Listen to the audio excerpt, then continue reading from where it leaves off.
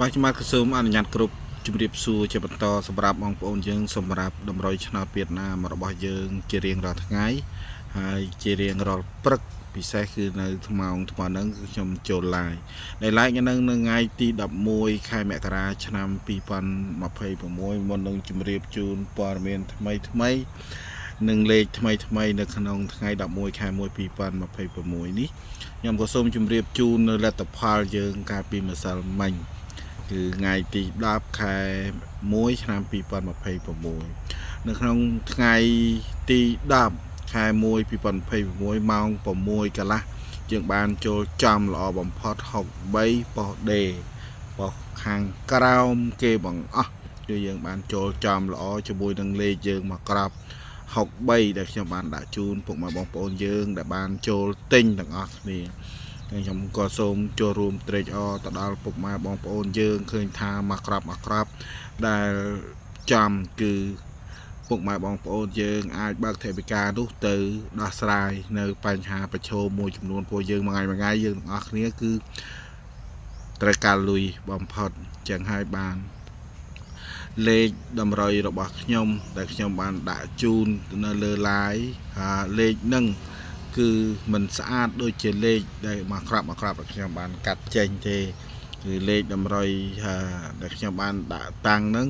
សិតតែមានភាគរយចេញទាំងអស់បើគាត់ថាលេខមកក្របដែលខ្ញុំដាក់លក់ជូនពុកម៉ែបងប្អូនដែលបង់ជាអាទិត្យនឹងអត់ថ្លៃទេថ្ងៃហ្នឹងនៅតម្លៃណាតដើក្នុងមួយអាទិត្យ20,000រៀលដែលពុកម៉ែបងប្អូនបានបង់ចូលពុកម៉ែបងប្អូនចែកទៅ20,000រៀលហើយខ្ញុំត្រូវជូនបងប្អូនមួយអាទិត្យពេញសម្រាប់តម្លៃ20,000រៀលហ្នឹងគឺនឹងថ្លឹងថ្លែងជូនពុកម៉ែបងប្អូនដែលពួកគាត់បានចូលលេខក្នុងមួយអាទិត្យលេខយើងមិនមែនថាលេខយើងអត់ខុសមួយថ្ងៃមានមួយថ្ងៃពីរថ្ងៃខុសក្នុងមួយអាទិត្យ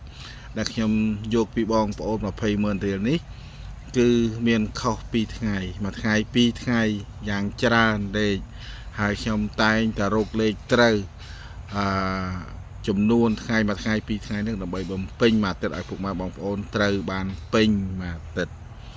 ចឹងបានខ្ញុំរាប់គិតឲ្យបងប្អូនបង់ចូលនៅអាទិត្យថ្មីហើយបង់មិនបង់អានឹងគឺជារឿងរបស់ពុកម៉ែបងប្អូនក្នុងការសម្រេចចិត្តគឺខ្ញុំអត់ប្រខិតប្រខំទេជាគោលការណ៍របស់ខ្ញុំគឺមួយអាទិត្យខ្ញុំយក20,000រៀលអញ្ចឹងក្នុង20,000រៀលហ្នឹងចែកចេញជា2ទៀតពុកម៉ែបងប្អូនខ្លះគាត់ថាអត់មានថវិកាគាត់សុំបង់ពាក់កណ្ដាលអញ្ចឹងខ្ញុំបង់ពាក់កណ្ដាលថ្ងៃហ្នឹងបានន័យថាមួយអាទិត្យ20,000រៀលខ្ញុំជូនលោកគ្រូ10,000នៅក្នុងថ្ងៃហ្នឹងខ្ញុំបានប្រហែលថ្ងៃបាន3ថ្ងៃខ្ញុំជូនបាន3ថ្ងៃហើយគាត់ថាខ្ញុំបង់ហើយលេខថ្ងៃហ្នឹងដែលលោកគ្រូដាក់មកបើចំនៅក្នុងថ្ងៃហ្នឹងចាំខ្ញុំបង់បំពេញអាហ្នឹងអត់អីទេពោះខ្ញុំ8ថ្ងៃ7វាចែកជា2វាត្រូវបាន3ថ្ងៃកន្លះអញ្ចឹងខ្ញុំជូន3ថ្ងៃមកវិញឆ្នោតវៀតណាមយើងមាន2វេនមានម៉ោង4កន្លះនិងម៉ោង6កន្លះអញ្ចឹងគឺខ្ញុំថ្លឹងថ្លែងឲ្យពុកម៉ែបងប្អូនខាតទេមានថាមួយអាទិត្យ20,000ខ្ញុំយក10,000រៀលខ្ញុំជូន3ថ្ងៃខាតដល់វេនអញ្ចឹងខ្ញុំក្នុងថវិកា10,000រៀលនេះខ្ញុំជូន3ថ្ងៃស្មើនឹងមួយថ្ងៃ2វេនម៉ោង4កន្លះមកក្របម៉ោង6កន្លះមកក្របជារៀងរាល់ថ្ងៃហើយថែមជូនម៉ោង4កន្លះមកវេនទៀតអញ្ចឹង3ថ្ងៃកន្លះហើយតែ3ថ្ងៃកន្លះហ្នឹង